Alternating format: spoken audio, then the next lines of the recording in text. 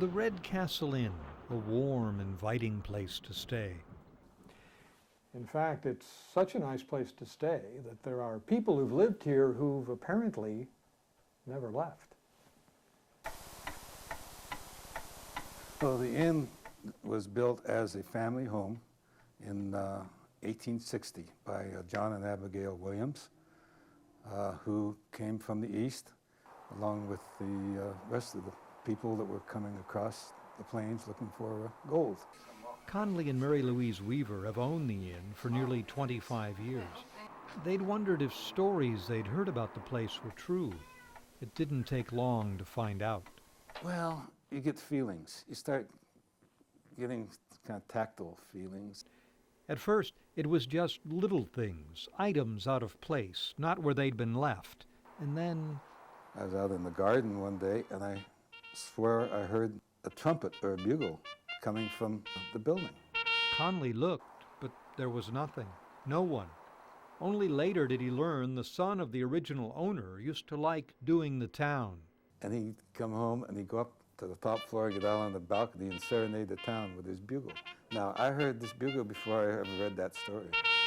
So, what can I tell you? Then there was the time Conley and Mary Louise were cleaning the upper floors. I just saw the tail end of a long gray skirt going into the room. So I turned around, went over there, and I said, "Mary Louise?" I hear a voice from the floor up above says, "Yes?" Perhaps Conley had experienced the ghost known as the Gray Lady, a governess who had cared for the Williams' 11 children, 4 of their own, 7 adopted. And she just loved the children, and the children just were devoted to her. And she passed away suddenly. The theory is she couldn't bear to leave them, so she didn't. She now thinks that the guests are the children. So that's why she comes into the room at night and sits at the head of the bed or hovers over them.